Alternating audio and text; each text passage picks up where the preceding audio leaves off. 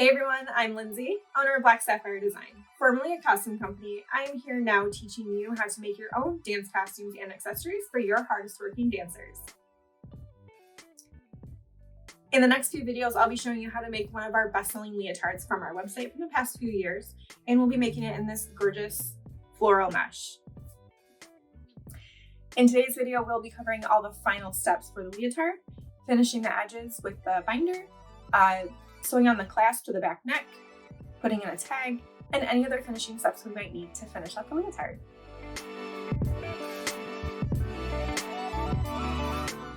Here I am replacing the standard presser foot with a binding attachment. This is a good opportunity to kind of check your machine for lint, extra fuzz, anything else that you want to clean out.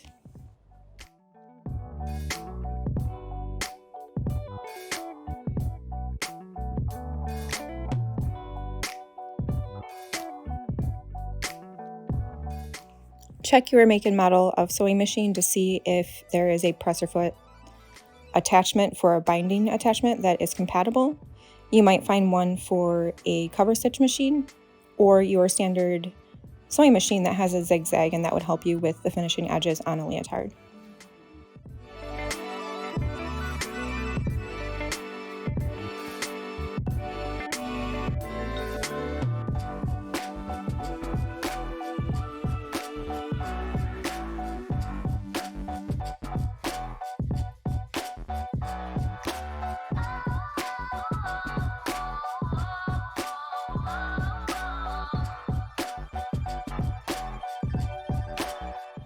After making sure that all of your screws are tightly in place, lastly, you want to replace the bobbin. Make sure you have enough thread on it to complete the whole binding attachment step.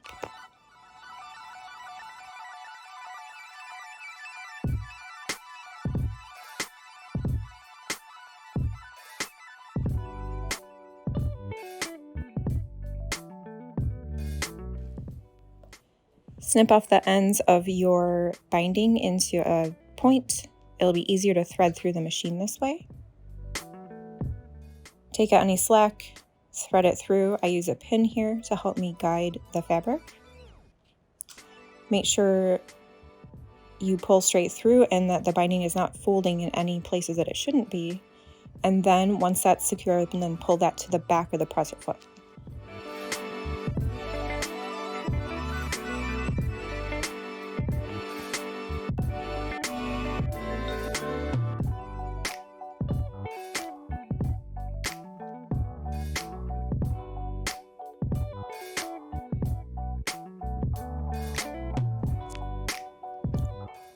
You'll want to check any edges that you will be binding to see that they are flush, that there's no points, no seams sticking out, no threads, because those will be harder to clip and take care of once that edge is bound. So this is your seam finish on this edge.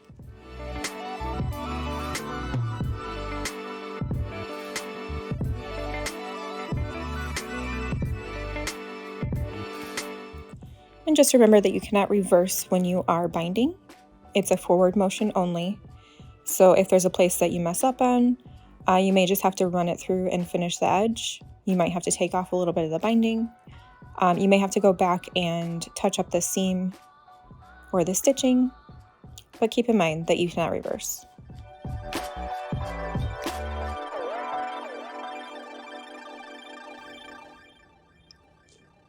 This edge here is going to become our underarm seam.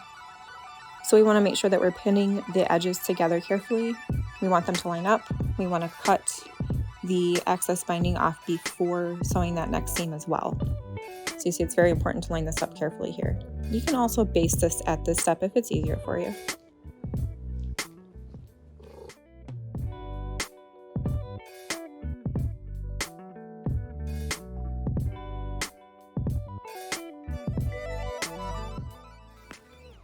And here we are serging our edges. This one was basted before since there are a few layers that needed to be lined up.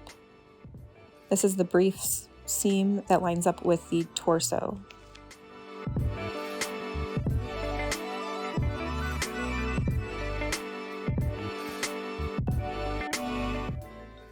Just remember that sergers do cut as they sew. There's no going back with that. So make sure you're lining everything up properly and that you know exactly what you're cutting off and that there's nothing caught in the way of the seam or the serger blade.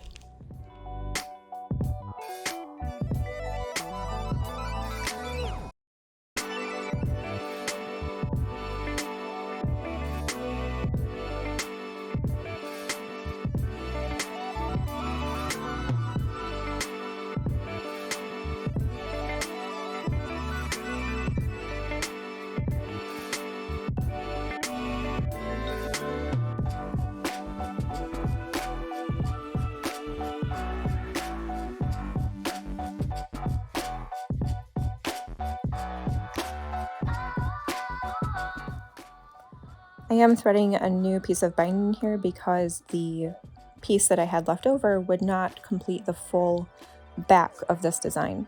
So just make sure you have enough threaded before you start your binding.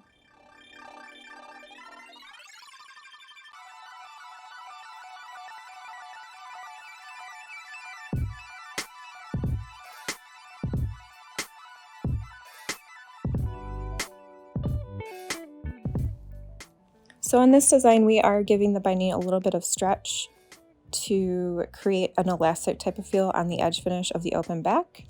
However, whenever you have this part of your design, make sure that when you start the binding process that you're not stretching it yet. So the first couple inches, you want it to be unstretched.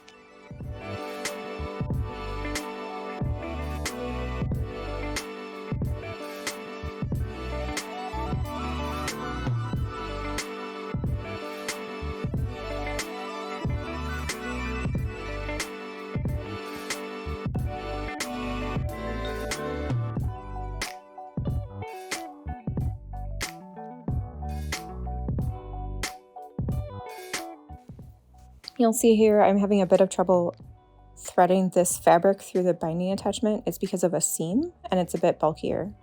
So what I'm doing is just stopping, slowing down, and holding my fabric of the leotard to make sure that it's going through properly. And I'll double check this area when I go back and do my quality check, just to make sure that there's no skip stitches and to make sure that the edges were actually caught in the binding the way that they should have been.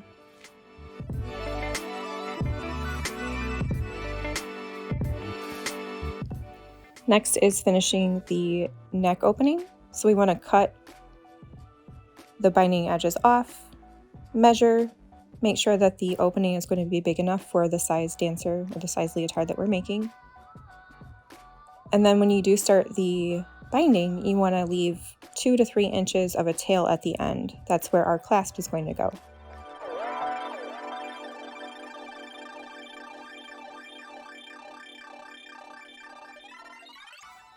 On this particular style, I do not create any elastic tension or elastic edge on the neck opening.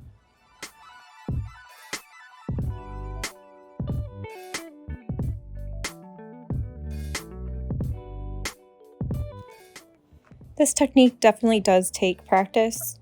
An alternative for a home sewer, somebody who doesn't have an attachment, is to use fold over elastic. It's a ready-made product. It works very similarly, but you can top stitch with a straight stitch or a zigzag machine for the same effect.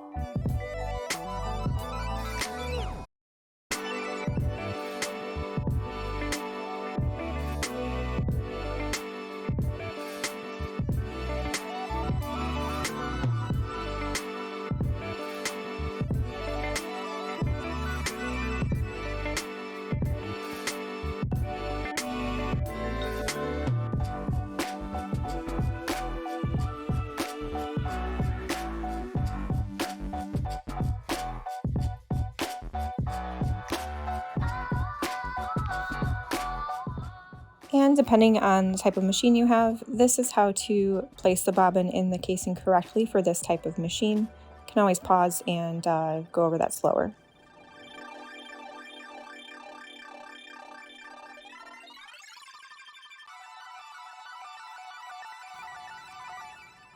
So this is the underarm seam that we serged together earlier. We want to take the thread tail and tuck it into the seam and then top stitch so that it stays in place. So it's going to lock in our stitching both from the serger and from the straight stitch machine.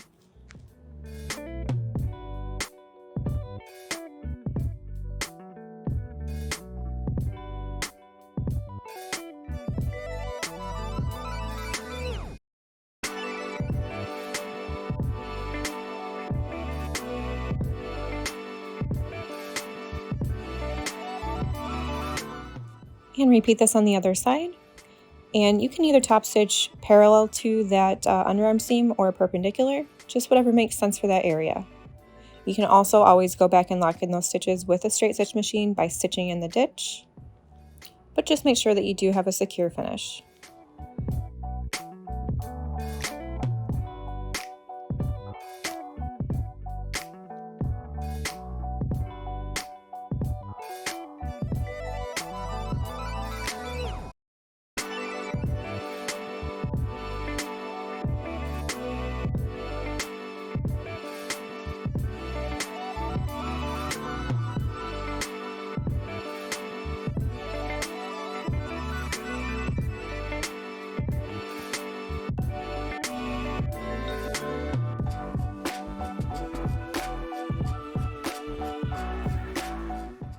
And we want to check for quality no matter where we are.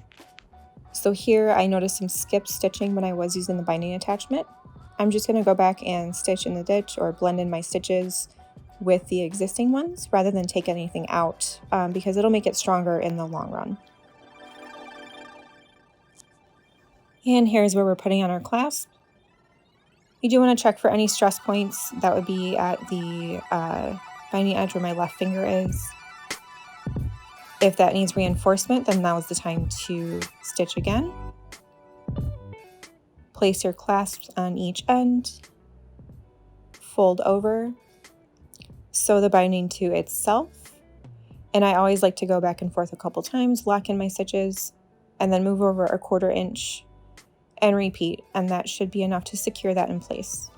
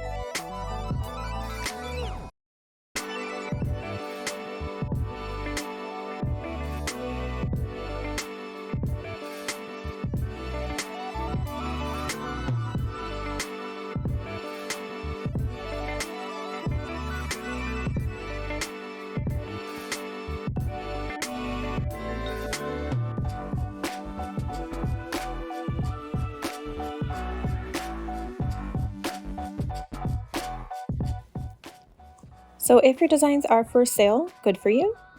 There are laws about tags, about labeling things. Just check into your local laws, see what needs to be done. The tags that I have the fabric type and content on them. Also my business name and whatever pertinent information needs to be displayed for the US. I always put a size tag in, obviously. And then I like to have a spot for dancers to write their names so they don't get mixed up, especially with team costumes. I also choose to put my tags in a place that can be cut out easily without damaging the style. That way, if you do have a young dancer who's prone to itchiness, they can cut it out at their convenience.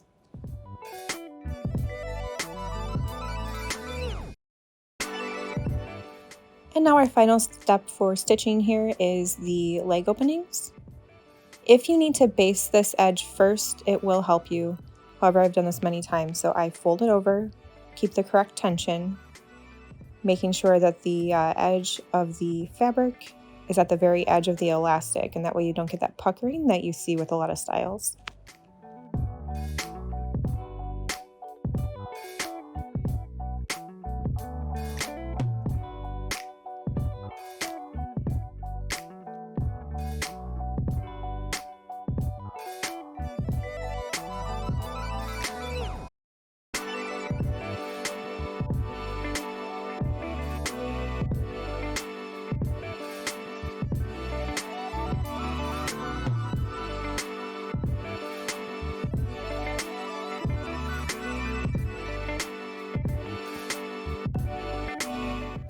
If you don't have a cover stitch machine, it's not necessary by any means. You can always use a zigzag stitch for this step.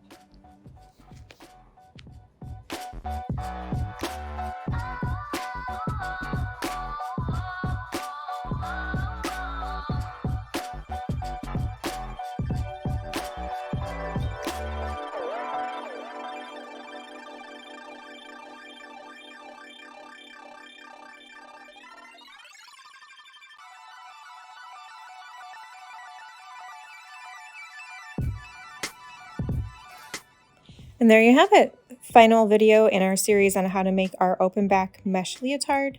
Be sure to watch the first 3 in the series to get more pointers and tricks for your sewing project. Did you like today's video? Like and subscribe, follow us over on social media, and let me know in the comments down below what you'd like to see covered next. Bye!